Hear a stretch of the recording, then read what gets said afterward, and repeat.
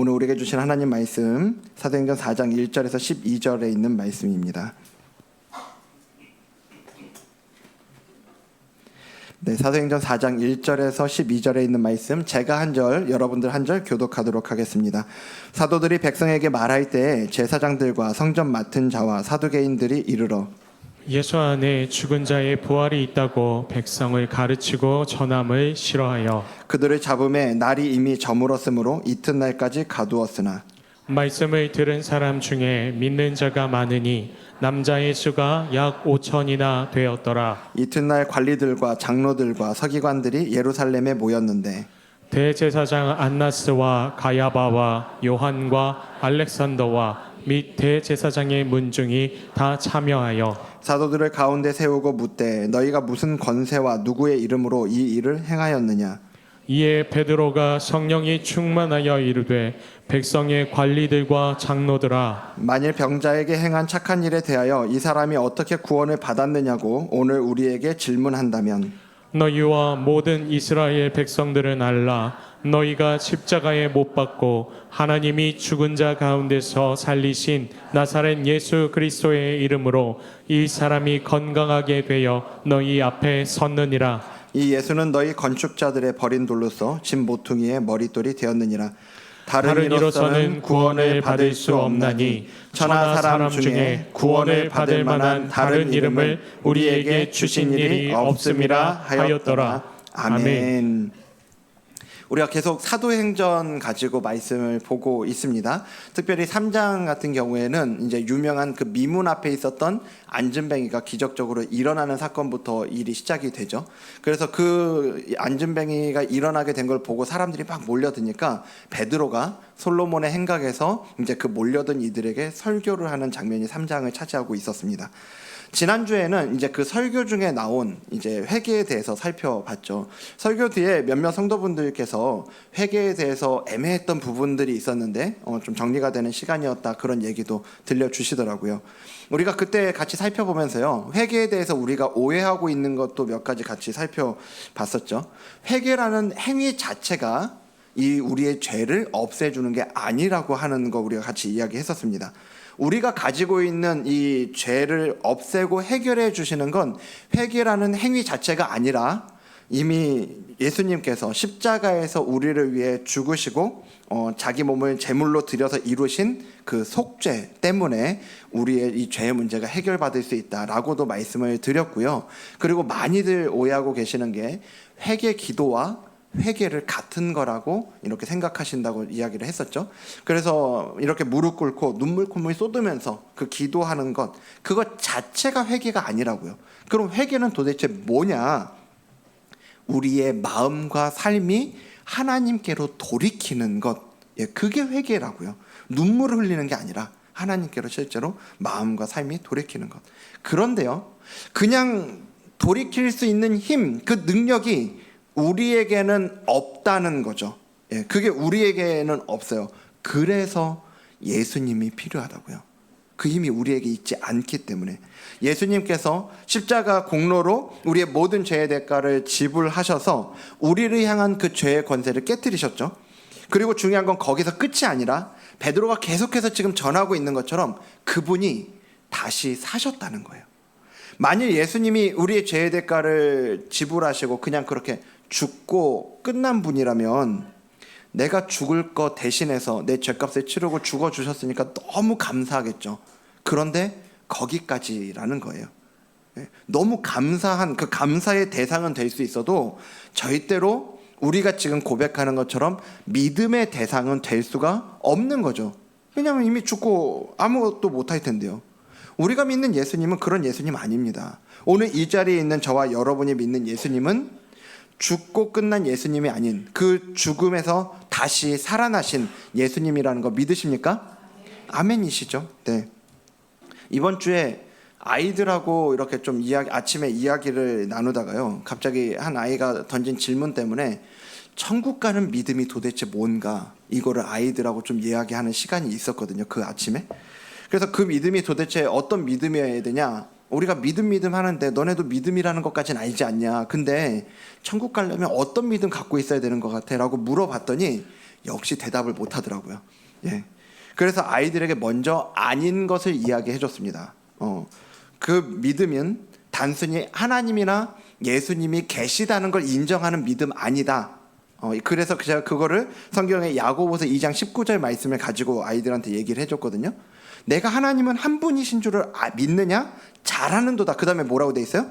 귀신들도 믿고 떠느니라. 예. 귀신들에게도 믿음이 있다는 얘기죠. 어떤 믿음이에요? 하나님을 인정하는 믿음이 그들에게 있어요. 그리고 우리가 그 복음서에서 보는 것처럼 예수님이 누구신지를 오히려 알고 인정하는 믿음도 있습니다.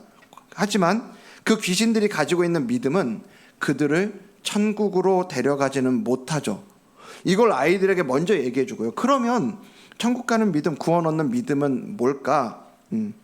그 다음에 제가 얘기해 준 게 예수님이 죄로 인해 죽을 수밖에 없었던 나를 대신해서 죽으셨고, 거기에서 끝이 아니라 그 예수님이 다시 살아나셔서 부활하셔서 이제 우리 인생의 주인이 되셨다는 거.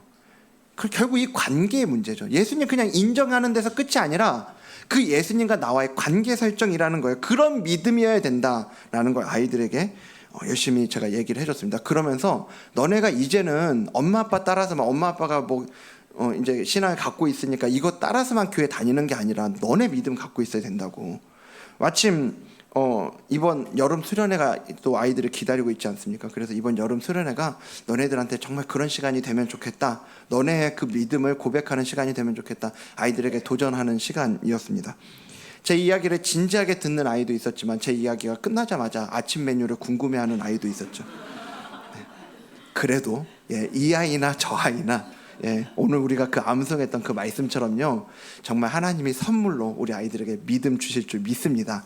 저에겐 그 믿음이 있어요. 그래서 아이들을 이제 잘 때, 지금도 아이들이 잠들기 전에 제가 집에 있으면 이렇게 꼭 아이들에게 기도를 해주는데, 그 기도에서 제가 빼먹지 않고 기도하는 게 하나님 우리 아이들 거듭나게 해주시고 우리 아이들에게 선물로 주시는 그 믿음 우리 아이들에게 꼭 주시기 원합니다. 이 기도를 빠지지 않고 합니다. 지금 베드로가요 2장에서나 3장에서나 계속 전하고 있는 게 이 부활하신 주님이란 말이에요. 그런데 이렇게 부활하신 예수님 전할 때 그걸 싫어하는 이들이 있어요. 그걸 너무너무 그 소리 듣기 싫어하는 이들이 있습니다. 오늘 본문에 이제 등장하죠. 4장 1절에 보면요, 사도들이 백성에게 말할 때 누가 이르렀다고요? 제사장들, 성전 맡은 자, 사두개인들이요. 이 사람들이 이제 몰려들어요. 그러면서 2절에 보면 예수 안에 죽은 자의 부활이 있다고 백성을 가르치고 전함을 모았다고요? 싫어해요. 싫어했다라고 얘기합니다.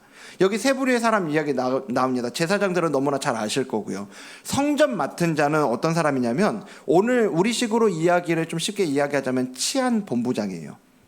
이 당시 성전에 엄청나게 많은 사람들이 이렇게 몰려들잖아요, 매일. 그러니까 여기에서 이 성전의 치안을 담당할 사람이 필연적으로 필요했거든요. 그러니까 이 사람은 거기에 이제 성전 경비원들이 레위 사람 200명으로 구성이 되어 있는데 그들을 총괄하는 사람이 지금 여기 나오는 성전 맡은 자예요. 이 사람은 대제사장의 집안 사람 중 하나가 이 자리를 차지했다고 하고요. 성전에서 대제사장 다음으로 높은 지위에 있었던 사람이 바로 이 성전 맡은 자였다고 합니다. 그리고 이 다음에 사두개인들이 나오는데, 사두개인들은 자기들이 솔로몬 시대의 대제사장이었던 사독의 후손이라고 주장하는 이들이었어요. 이들은 그 유대교 안에서도 귀족적인 그룹을 형성했거든요. 우리식으로 쉽게 이야기하자면 금수저죠, 금수저. 대제사장은 항상 이 사두개인 그룹에서만 선출이 된 겁니다.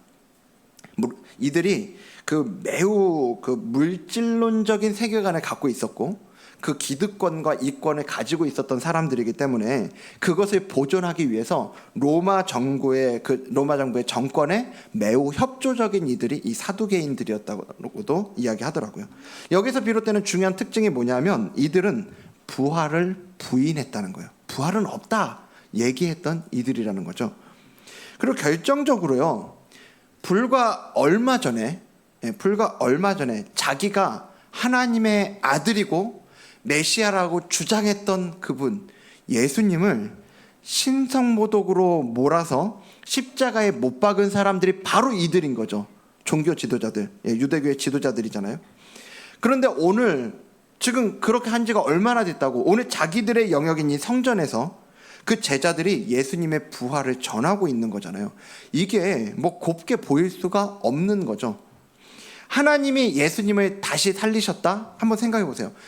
자기들은 그렇게 예수님을 신성모독으로 몰아서 십자가에 하나님의 저주를 받아 죽어야 되는 그 나무에 달린 자로서 십자가에 달려 죽게 만들었는데 하나님이 그를 다시 살리셨대요. 그러면 자기들이 내몰았던 그 십자가형이 잘못됐다는 얘기 아닙니까? 그리고 예수님이 생전에 하셨던 그 말씀들이요, 감히 하나님을 아버지라고 한다든지 내가 곧 길이요 진리요 생명이니 나로 말미암지 않고는 아버지께로 올 자가 없다고 했다든지, 예수님이 생전에 하셨던 모든 사역들을 하나님이 어느 것 하나 거짓됨 없이 그게 모두가 진실이다, 잘한 거다 인정해 주신 게 바로 예수님의 그 부활 사건이라는 거죠. 만약 하나님이 하나라도 그 중에서 인정하지 않는 게 있다면, 잘못된 게 있다면 예수님이 부활시키지 않으셨을 거 아니냐고요. 그러니까 예수님의 이 부활 사건은 저들이 십자가에서 내렸던 그 판결을, 예수님의 신성모독으로 몰아서 십자가에서 죽게 만들었던 그 판결을 잘못된 거다, 전적으로 뒤집는 하나님의 최종 판결이 바로 예수님의 부활이라는 거예요. 예수님은 죄가 없다는 거죠.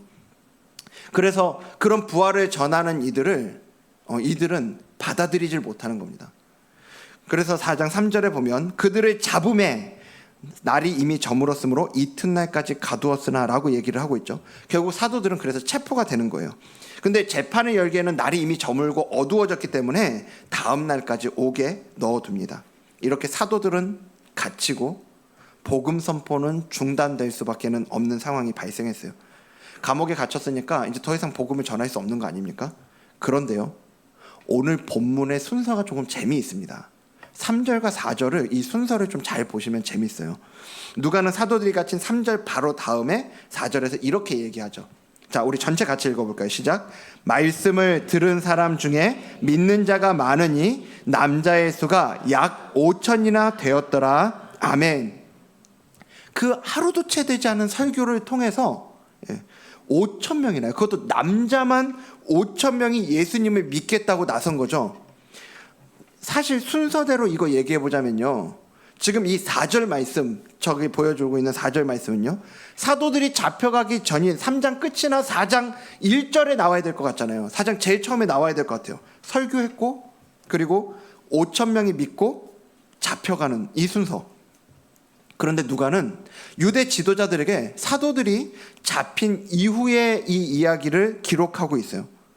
누가는요, 이 순서를 통해서 우리에게 전하고자 하는 메시지가 있는 거예요. 복음을 전하는 자들은 이렇게 가둘 수 있다. 하지만 복음은 가둘 수 없다. 이 메시지를 누가는 우리에게 전하고 싶었던 겁니다. 후에 이방인의 사도로 부름받은 바울도 이렇게 얘기하죠. 디모데후서 2장 9절 말씀인데요. 여기도 전체 같이 읽겠습니다. 시작. 복음으로 말미암아 내가 죄인과 같이 매이는 데까지 고난을 받았으나 하나님의 말씀은 매이지 아니하니라. 아멘. 하나님의 말씀, 복음은 그 무엇에도 매이지 않는다는 거 믿으십니까? 복음에는 그 능력이 있다고요. 우리는 복음을 전하다가 어려움 당할 수 있습니다. 하지만 복음 그 자체는 누구도 막을 수가 없는 겁니다. 그 능력이 복음에는 있고, 그렇게 복음은 흐르고 흘러서 오늘 우리에게까지 온 거죠. 그런데요, 중요한 건 복음 자체에 그 능력이 있지만 하나님이 택하신 방법이 있다는 거예요. 복음은 늘 우리를 통해서 전해지기를, 우리를 통해서 흘러가기를. 우리는 갇힐 수 있는 오히려 제한적인 존재임에도 불구하고 하나님은 반드시 우리를 통해 복음이 전해지기를 원하신다는 거죠. 오늘 베드로를 통해서도 우리가 그걸 보게 되는데요. 이제 날이 밝고 사도들은 공회 앞에서 이제 질문을 받아요. 4장 7절에 보면 너희가 무슨 권세와 누구의 이름으로 이 일을 행하였느냐라고 묻습니다. 안진뱅이를 일으켜 세운 권세가, 그 권세를 주신 이가 누구냐는 거죠. 이에 대해 베드로는요, 이 질문을 받고 나서 당당하게 부활하신 주님을 전하죠. 4장 10절부터 나와 있는데요. 너희와 모든 이스라엘 백성들은 알라라고 이렇게 외치면서, 여기 빨간색 같이 읽겠습니다. 시작. 너희가 십자가에 못 박고 하나님이 죽은 자 가운데서 살리신 나사렛 예수 그리스도의 이름으로 이 사람이 건강하게 되어 너희 앞에 섰느니라 라고 예수님을 전합니다. 그러면서 11절에도 이어서 보면은 이 예수는 너희 건축자들의 버린 돌로서 집 모퉁이의 머릿돌이 되었느니라. 너희는 예수님을 신성모독으로 몰아서 그렇게 죽이고 버렸을지 모르지만 하나님께서 이 하나님의 집을 세우는데 없어서는 안 되는 머릿돌로 삼으셨다라고 얘기를 하는 거고요. 4장 12절에도 너무나 유명한 말씀이죠. 다른 이로서는 구원을 받을 수 없나니, 그 뒤에 읽겠습니다. 천하 사람 중에 구원을 받을 만한 다른 이름을 우리에게 주신 일이 없음이라 하였더라. 아멘. 여기 12절 말씀은 너무 유명한 말씀이죠. 이 시대는 종교 다원주의다 어쩌다 하면서 꼭 예수님이어야만 하냐, 그렇게 독선적으로 예수님을 통해서만 구원받아야 되냐, 꼭 그렇게 얘기해야 되냐, 우리에게 도전하죠. 그런데 우리는 그 도전에 맞서서 당당하게 얘기할 수 있어야 됩니다. 예수님만 부활하셨기 때문에 우리의 죄의 문제를 해결하셨을 뿐만 아니라 오늘 부활하셔서 우리의 믿음의 대상이 되실 수 있는 메시아로 이 땅 가운데 오셨기 때문에 그 예수님만 구원자다, 예수님 말고 다른 이름은, 다른 구원자는 이 땅에 온 적이 없다라고 우리는 당당하게 얘기할 수 있어야 한다고요.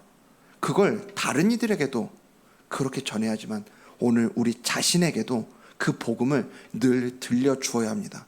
오늘 우리가 예수님 외에 내가 구원자로 삼고 있는 그 어떠한 것들이 있더라도 여러분, 그건 절대로 우리의 삶과 우리의 영혼을 구원할 수 없다라는 걸 기억하고 예수님만 구원자 되심을 우리에게 그리고 우리 주변에 선포할 수 있는 저와 여러분들에게 주님 이름으로 축복합니다. 우리가 2주 전에도 이 베드로 설교를 같이 살피면서요, 그 설교가 오직 이 예수님을 전하는 설교였고, 오늘 우리도 예수님 때문입니다를 외치고 다녀야 된다라고 그때 우리가 설교를 했잖아요. 그 뒤로 여러 성도님들의 그 간증을 들을 수 있었거든요. 어떤 분은 그날 이제 설교를 들으시고요, 집에 가셔서 저녁 내내 부부끼리 이렇게 대화를 하시다가 틈만 나면 예수님 때문입니다 이 얘기를 서로 하셨다고 그러더라고요. 예, 너무 귀하죠. 또 어떤 성도님은 그 뒤에 이제 이 믿지 않는 가족들이 모이는 가족 모임이 있었던 거예요. 그래서 이분이 너무 좋은 기회다, 내가 여기서 예수님 때문입니다 이거를 하리라 마음의 각오를 하고 이제 가셨어요. 그래서 누가 칭찬만 하면 예수님 때문입니다 하려고 일부러 옆에 있는 조카들도 더 칭찬하고요, 이렇게 하셨는데 그 모임이 끝날 때까지 아무도 칭찬 안 하더래요. 예, 그래서 이 마음의 각오가 무색하게 예수님 때문입니다를 못했다는 그런 얘기도 제가 좀 들었습니다. 그 외에도 이제 예수님 때문입니다를 이렇게 해야 되는데 입에 잘 붙지를 않아서 누가 칭찬하거나 그러면 다른 얘기 막 하고 나서 부랴부랴 막 정정하면서 예수님 때문입니다 또 얘기하고 이런 얘기도 있었다고 그래요. 뭐 이게 다른 사람 이야기를 할 필요가 없는 게요, 당장 제가 그날 그 설교를 했잖아요. 이 2부 예배 마치고 이렇게 인사하면서 나가시는데 한 성도님이 저한테 목사님 오늘 설교 너무 은혜를 받았습니다.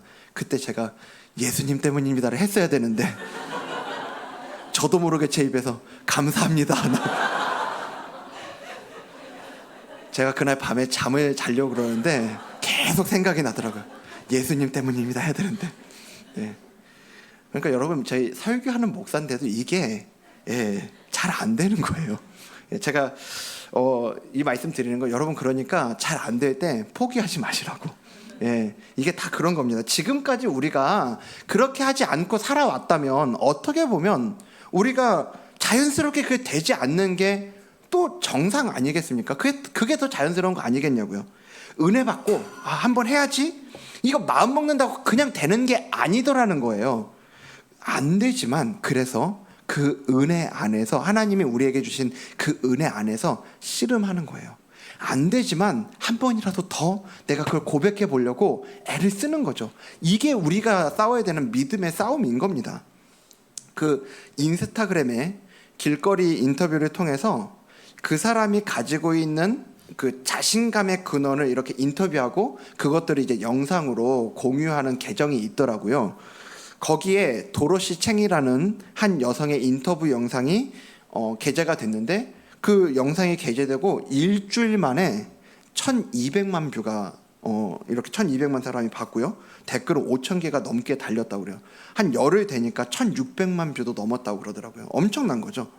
그 영상을 보면 이렇습니다. 그녀가 이어폰을 꽂고 굉장히 무표정하게 걸어가요. 근데 허리를 꼿꼿이 세우고 당당하게 걸어갑니다. 그러니까 이 사람이 이제 옆에 가가지고 익스큐즈 미 하면서 이제 물어봐요.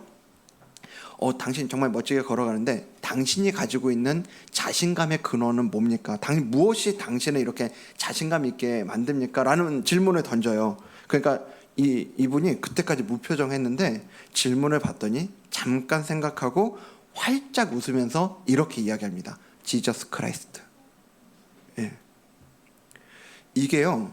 이제 그 뒤로 이제 조금 더 인터뷰하는 영상이 있어요. 당신이 갖고 있는 신앙이 당신의 커리어와 당신의 인격과 그런 것들에 영향을 미치는가 이런 것도 질문하고 거기에 대해서 이분이 갖고 있는 그 신앙을 이렇게 얘기하거든요. 근데 이런 고백을 한 것도 너무 귀한데요. 그 이제 기사가 나오고 이 영상의 막 조회수가 폭발적으로 늘어나니까 이 여성분이 거기에 가서 직접 자기가 댓글을 달았어요. 거기에 근데 그 댓글에 이렇게 돼 있더라고요. 올해 기독교를 재발견했는데, 올해 그러니까 정말 예수님 어떤 분인지를 다시 발견했다는 얘기겠죠. 재발견했는데 이 신앙의 기쁨을 나누고 싶었지만 신앙이 없는 사람들에게 어떻게 비칠지가 두려웠습니다 라는 얘기를 거기다가 기록을 한 거죠. 너무 이해가 되잖아요. 왜냐하면 우리 모두가 갖고 있는 두려움이 그 두려움 아니에요. 그런데요, 거기서 끝이 아니에요. 그 다음에 이렇게 적혀 있더라고요. 이날 아침에도 어디서든 찬양할 수 있는 담대함을 달라고 기도했습니다.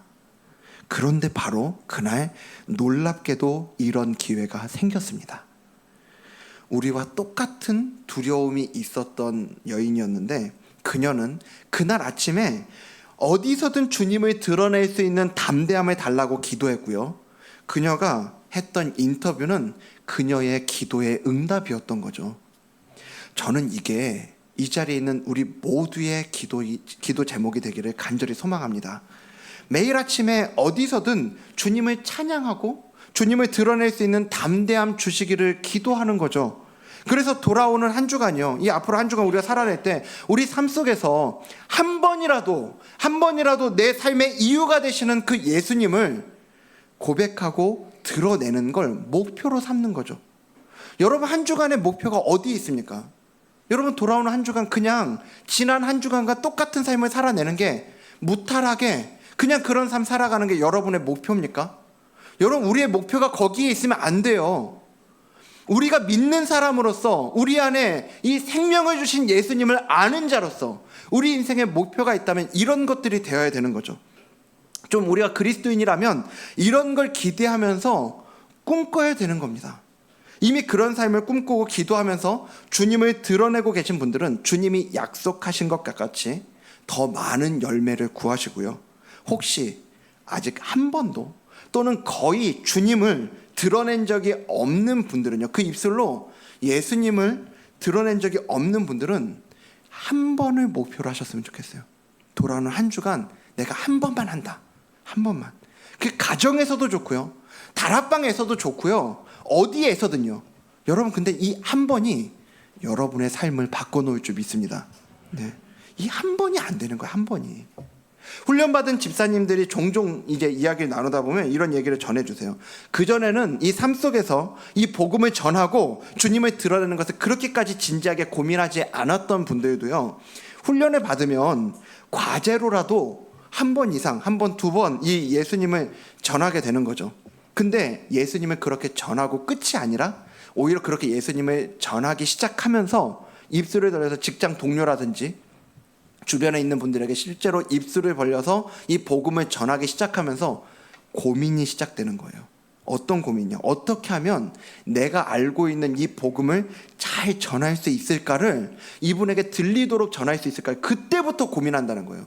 많은 분들이 내가 더 잘 알고 더 생각하고 고민해서 그 다음에 복음 전해야지, 잘 준비해가지고 전해야지 생각하는데, 여러분 그 생각이 여러분을 속이고 있는 겁니다.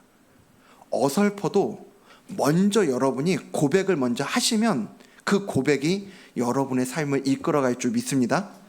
여러분 그 시험 공부 해보셨잖아요? 시험 공부할 때도 그런 겁니다. 그냥 시험 공부한다고 교과서 읽고 이러잖아요. 그러면 교과서 내가 한번 읽으면 이거 내가 다 아는 것 같아요. 그런데 내가 진짜로 이 공부한 걸 내가 알고 있는 건지 아니면 안다고 착각했던 건지를 어떻게 보면 정확하게 알 수 있냐면요, 다른 사람들에게 그걸 설명하는 거죠. 다른 사람에게 그거를 설명해보면 내가 어느 정도 이걸 알고 있었는지가 정확하게 드러납니다.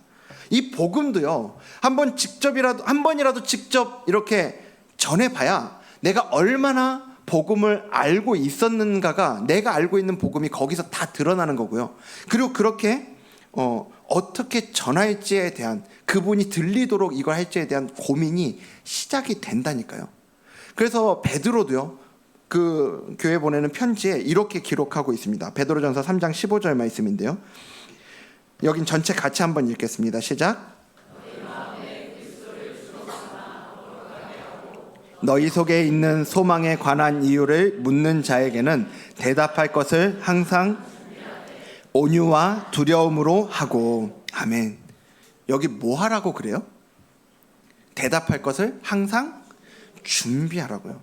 저는요, 우리 안에, 여러분들 안에요, 이 예수님으로 충만해져서요, 예수님으로 충만해져서 정말 건드리기만 하면 예수님이 막 삐져나오는 이런 삶을 우리가 살았으면 너무 좋겠습니다. 우리가 거기까지 가야죠. 정말 우리 삶에 어디를 건드려도 예수님이 튀어나올 수 있는 그 예수님으로 충만한 삶으로 우리가 가야죠. 지금 베드로가 그런 거잖아요. 지금 베드로가 이 잡혀간 다음에 이 유대 종교 지도자들이 그에게 물었을 때, 도대체 무슨 권세로 너네 이렇게 하냐라고 물었을 때 튀어나오는 거 아닙니까? 너네가 죽였지만 하나님이 다시 살리신 예수님이 그렇게 하셨다. 그게 튀어나오는 거 아니냐고요. 그런데요, 여러분, 우리 중에 몇 명이나 그렇게 할 수 있을까요? 지금 우리 중에 몇 명이나 지금 건드리기만 하면 예수님이 막 저절로 튀어나가는 이런 게 되겠냐고요. 혹시 지금 내 신앙의 모습이 그런 정도가 아니어도요, 여러분 거기에 너무 좌절하지 마십시오. 그게, 그리고 제일 무서운 건 뭐냐면 그게 당연한 것처럼 여기는 게 제일 무서운 겁니다. 내 안에 그런 모습이, 예수님으로 충만한 모습이 없다면 우리에게 오늘 필요한 건 베드로가 전하는 이 권면이에요. 너희 속에 있는 소망에 관한 이유를 묻는 자에게는 대답할 것을 항상 뭐 하라고요? 준비하라고요. 여러분, 준비해야죠. 저절로 안 나오면, 저절로 예수님이 튀어나가지 않으면 어떻게든 한 번이라도 그 예수님을 한번 고백해 보기 위해서 준비해야죠. 기도하고요, 하나님, 나에게 어디서든 주님을 찬양할 수 있는, 주님을 고백할 수 있는 담대함을 나에게 좀 주십시오. 그리고 그렇게 전할 수 있는 기회도 주십시오. 기도해야죠. 그리고 누군가 나에게 물었을 때 내가 어떻게 대답할지, 어떻게 그 예수님을 한번 전할지를 고민해야죠. 그렇게 준비를 하는 거예요. 이상적으로는 우리 안에 예수님으로 충만해서 건드리기만 하면 예수님이 나오는 게 너무나 좋은 거지만, 안 되면 한 걸음부터 시작하는 겁니다. 한 걸음. 그걸 위해서 기도하고 마음의 담대함을 구하고, 그리고 그것들을 전할 수 있도록. 혹시 우리가 지금 이 설교 시리즈 사도행전 계속 이야기하면서 나눈 것처럼요, 혹시 이 자리에 있는 여러분들 가운데 내가 아직 미문 안에서 하나님을 찬양하는, 정말 예수 그리스도로, 부활하신 예수 그리스도로 인한 그 기쁨이 내 안에 아직은 난 그걸 모르겠다 하는 분이 정말 계시다면, 믿어지지도 않고 모르겠다 하는 분이 계시다면 거기서부터 한 발을 나가는 겁니다. 아까 이야기한 것처럼요, 내가 안 믿어진다고 하나님께 고백하는 거예요. 그리고 그 믿음을 달라고, 믿어지는 은혜를 좀 주시도록 하나님께 그 은혜를 구하는 겁니다. 그렇게 한 발자국을 나가는 거예요. 미문 안에 들어와서 그 기쁨을 알고 있고 맛보는 분들이요, 아니 그러니까 아직 충만하기까지는 않아서 막 건드리면 예수님 막 저절로 튀어나가지는 않지만, 하지만 모르지는 않는 사람이요, 예수님, 부활하신 예수님으로 인한 그 기쁨을 맛을 본 분이요, 이런 분들은 또 구하셔야죠. 하나님, 저 미문 밖에 영적으로 앉아있는 저들을 향해 내가 나아갈 수 있는 그런 마음의 담대함을 주십시오.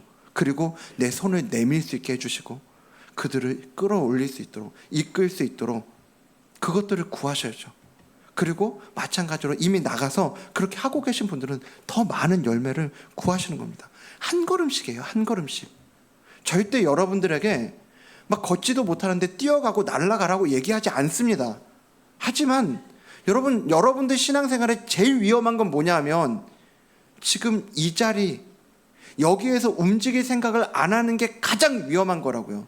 오늘 우리의 신앙이 머물러 버리는 것, 여러분 그걸 피해야 됩니다. 그래서 오늘 우리가 시작하는 그 믿음의 한 걸음을 통해서 가둘 수 없는 이 복음이 오늘 우리의 삶을 통해 전해지고 흘러가는 일들에 쓰임받는 저와 여러분 되기를 주님 이름으로 축복합니다. 말씀 마치겠습니다.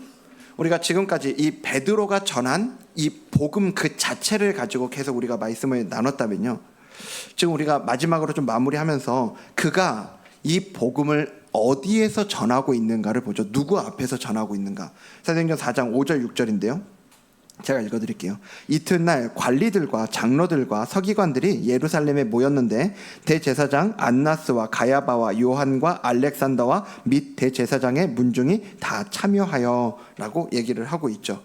지금 이 모인 이들을 한마디로 이야기하면 사내들인 공회입니다. 이 유대에서 최고의 의결기관인 사내들인 공회가 바로 이들인 거예요. 근데 사실 이들이 모여있는 그 앞자리요, 그들 앞에 서 있는 이 자리는 베드로에게 있어서는요, 뼈저린 실패와 암담한 수치가 묻어있는 자리가 바로 그 자리죠. 우리가 잘 아는 것처럼 자기가 죽을지언정 절대로 주님을 떠나지 않겠다고 호언장담했던 베드로잖아요. 그런데 그 공회에 예수님이 끌려가셔서 신문을 받고 있을 때, 자기가 신문 받는 것도 아닌데 예수님 멀리서 신문 받고 있는데 옆에서 누가 당신 저 사람과 같은 일당 아니야? 이 질문에 3번을 부인하죠. 마지막은 저주까지 하면서 강력하게 부인하는 거죠. 바로 그 아픔이 있는 자리가 지금 이 사내들인 공회 앞의 자리예요. 그런데요, 오늘 더 이상 베드로는 주님을 부인하지 않아요. 오히려 이전이라면 감히 쳐다보지도 못했을 이들에게 너희는 분명히 알아라, 그렇게 이야기하면서 부활하신 주님을 전한다고요. 그리고 누가는요, 베드로가 그렇게 할 수 있었던 이유를 오늘 분명하게 기록하고 있습니다. 사도행전 4장 8절 말씀인데요, 이에 베드로가, 빨간색만 읽을까요? 성령이 충만하여 이르되, 아멘. 베드로가 그렇게 할 수 있는 이유가 어디 있었다고요? 성령이 충만했기 때문에요. 저도 그렇고요, 베드로의 이 호언장담에 대해서요 되게 부정적으로 얘기를 많이 합니다. 호언장담 해놓고는 그렇게 예수님 부인했다고. 그런데 우리가 알잖아요, 베드로의 그 내가 죽을지언정 주님을 떠나지 않겠습니다, 이게 거짓말도 아니었고요, 위선 떠는 것도 아니었어요. 그 순간에 베드로의 100%의 진심이 담겨있는 고백이 죽을지언정 주님을 떠나지 않겠습니다라는 그 고백이었다고요. 여러분, 우리도 그럴 때 있지 않습니까? 우리도 주님 앞에 그렇게, 주님, 제가 정말 주님 앞에서 살아가겠습니다, 제가 정말 주님 앞에 회개하고 주님 앞에서 그 인생을 살아가겠습니다, 그렇게 고백했던 그 시간들도 있고요, 그 고백했던 순간순간들이 있는데, 여러분 우리가 알잖아요, 안 돼요. 또 넘어져요. 또 주님 내가 언제 그랬냐는 듯이 주님을 또 부인하고 있는 우리를 발견할 때가 있다고요. 여러분, 이게요, 지킬 힘이 없는 거죠. 우리에게는 이걸 지킬 힘이 없는 겁니다. 진심이 아니어서가 아니라. 그래서 여러분이 그렇게 결단하는 것 너무 두려워하지 마십시오. 어차피 못 지킬 건데 내가 하나님 앞에 거짓말하는 것 같아서 하나님 그냥 처음에 내가 할 수 있는 만큼 적당하게 살겠습니다, 이러지 마시라고요. 결단해야 돼요. 오늘 베드로가 그렇게 주님 앞에 죽을지언정 주님을 떠나지 않겠다라고 고백했던 그 고백은 오늘 이 시간 이루어지고 있습니다. 주님이 그러셨던 것처럼 베드로 그 자신이 공회 앞에서 신문을 받는 자리에 나아가고 있죠. 여러분, 그래서 성령 충만이 필요합니다. 성령님께서 우리를 다스려 주셔야 된다고요. 당연히 우리의 결단과 의지만 가지고 안 돼요. 지금 우리의 결단만 의지를 갖고 된다는 얘기 하는 게 아닙니다. 하지만 지금 그래서 우리에게 필요한 게 뭐냐면 우리의 결단과 의지를 오늘 성령님께 가지고 나아가는 게 필요합니다. 주님, 성령님께서 저를 다스려 주시기를 원합니다. 그래서 나의 삶 속에 주님이 드러나는 자리로 우리를 데려가 주시고 어디서든 주님을 드러내는 우리가 되게 하여 주시옵소서. 그렇게 간구하는 게 필요한 겁니다. 그리고 실제로 성령님이 우리를 다스려 주셔야죠. 여러분, 다락방 가실 때요, 뭐 기대하고 가십니까? 여러분, 다락방 갈 때 그 무엇보다 여러분들의 우선순위가 오늘은 거기서 내가 뭘 받아올까가 아니라 오늘 내가 성령의 충만함을 입어서 다락방 가는 게 여러분의 목표가 되시길 바랍니다. 여러분, 이번 주 여러분 다락방 가실 때 이 목표를 가지고 좀 가보셨으면 좋겠어요. 하나님, 내가 성령 충만해서 그 다락방 안에서 성령님 내 입술을 주장해 주시고 성령님 내 마음을 주장해 주셔서 이 모임이 되게 해달라고. 여러분, 그런 분들이 여러분들만 아니고 한 분 한 분이 그 성령의 충만함을 가지고 다락방 모임이 진행이 된다고 생각해 보십시오. 어떤 은혜가 있겠냐고요. 여러분, 다락방에 그것들을 좀 꿈꾸셨으면 좋겠어요. 여러분, 또 직장에 가실 때요, 내가 거기에서 세상은 자꾸만 내가 뭘 잘하고 못하고 이거 가지고 잘하면 이렇게 우쭐대고 못하면 위축되고 잘하고 못하고에 따라서 막 일희일비하는 이런 삶들을 우리에게 보여주고 있지만, 우리가 성령으로 충만해서 다락방에서 직장에서 내가 하고 있는 그 행동들이 그냥 거기서 내가 거기서 인정받기 위해서 그렇게 하는 게 아니라 어떻게 해서든 거기에서 예수님 한번 전해보고 싶어서 여러분들이 최선을 다해서 여러분들의 맡겨진 일들을 감당하시고 또 그렇게 여러분들이 살아내는 그런 여러분들이 직장 생활이 된다면, 여러분, 그것만한 가치 있는 삶이 어디 있겠냐고요. 그냥 돈 한 푼 더 벌기 위해서, 그것도 너무 경제적인 부분 중요한 부분이지만 거기에서 그치는 게 아니라 그 너머를 하나님이 우리에게 주신 이 고상한 목표를 가지고, 정말 귀한 목표를 가지고 살아가는 인생이라면요, 가정에서도요. 여러분, 그 무엇보다 이 성령 충만이 필요한 건요, 매일 반복되는 삶을 살아가는 이들에게 성령 충만이 무엇보다 필요합니다. 반복되는 삶이 성령 충만하지 않고 살아가잖아요. 지쳐요, 건조해요, 지루해요. 가정에서 아이들이 양육하고 아이들 가정 안에서 그 가정 일들을 보시는 우리 어머니들이요, 우리 아내들이요, 그리고 우리 가정에서 아이들과 함께 있는 아빠들이요, 성령 충만하지 않으면 오늘 우리에게 맡겨진 이 일들을 제대로 감당할 수가 없다니까요. 성령 충만해야 됩니다. 그리고 생각해 보십시오. 우리 아이들이 성령으로 충만해서 학교에 갈 수 있다면, 여러분, 이것만큼 복된 일이 어디 있겠어요? 학교에 가면 아이들이 서로 경쟁하느라 거기에 찌들어가지고 그것 때문에 모든 상처를 받고 위축되고, 그렇게 아이들이 그 찌들다가 돌아올 텐데, 성령님께서 우리 아이들을 다스려 주셔서 그 생각을 다스려 주셔서 이 공부가 너를 살리고 공부가 너를 책임지는 것이 아니라 이미 주님이 너를 책임지시고 주님이 나를 책임지시는데, 주님이 나에게 맡겨주신 이 사명을 감당하기 위한 공부의 자리로 나아가는 우리 아이들이 된다면, 그것만큼 복된 아이들의 인생이 어디 있겠냐고요. 여러분, 성령 충만을 구하시기 바랍니다.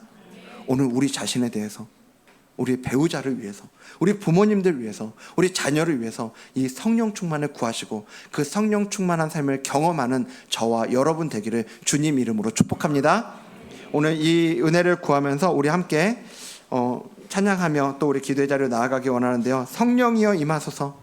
나의 메마른 심령 가운데 성령님 오셔서 우리를 다스려 달라고 우리 함께 좀 이 시간에 박수 치면서 찬양하기 원하는데요. 한번 이 시간 우리 자리에서 좀 다 일어나면 좋겠습니다. 자리에서 일어나셔서 우리 이 시간 좀 힘차게 성령님 진짜 이 찬양의 가사처럼 우리를 오셔서 다스려 주십시오. 우리 가운데 충만하게 임하여 주십시오. 그걸 간구하는 마음으로 함께 찬양하며 나아가도록 하겠습니다.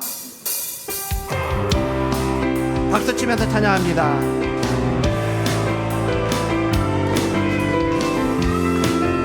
우리 함께 은혜를 구하며 찬양하도록 하겠습니다. 성령이여 임하소서. 성령이여 임하소서 메마른 나의 심령 위에 메마른 나의 심령 위에 주님의 은혜에 담비 내려 나를 뻗쳐 주옵소서 주의 권세 주의 능력 주의 권세 주의 능력 지금 이 시간 임하셔서 이 시간 임하셔서 우리의 악한 권세 모두 깨뜨리고 모두 깨뜨리고 주님 나라 임하소서 영광 할렐루야 영광 할렐루야 예수의 그 피가 내게 승리 주네 구원이 되시네 영광 할렐루야 예수의 이름이 능력되네 소망이 되시네 우리 다시 한번 찬양합니다. 성령이여 임하소서 성령이여 임하소서 메마른 나의 심령 위에 메마른 나의 심령 위에 주님의 은혜의 담비를 내려서 주님의 은혜의 담비 나를 내려 흠뻑 나를 적셔 주옵소서 주의 권세 주의 권세 주의 능력.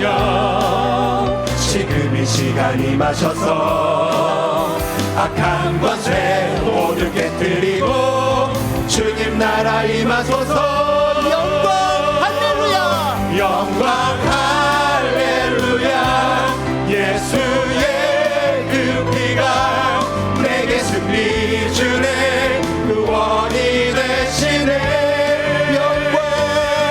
영광 할렐루야 예수의 이름이 능력되네 소망이 되시네 영광 할렐루야 영광 할렐루야 예수의 그 피가 내게 승리 주네 구원이 되시네